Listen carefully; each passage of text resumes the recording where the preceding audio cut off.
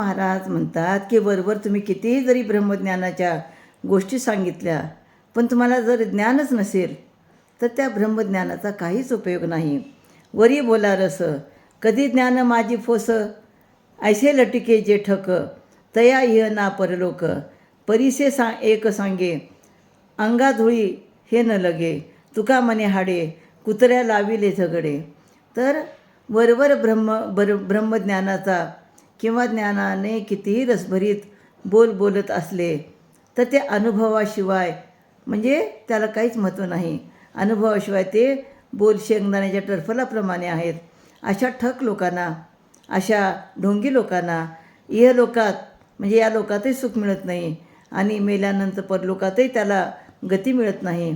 दुसऱ्याने सांगितलेले ऐकून जो तेच बडबडतो त्याला परमार्थाचा अंशही लागत नाही.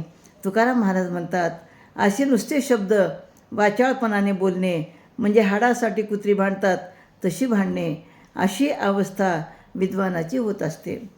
तर या ठिकाणी तुकाराम महाराज म्हणतात की एखादा विद्वान ब्रह्मज्ञान जरी सांगत असेल पण त्याला जर त्याचा अनुभव नसेल, भक्तीबद्दल आस्था नसेल, तर त्याचं बोलणं म्हणजे व्यर्थ आहे. रामकृष्ण हरी.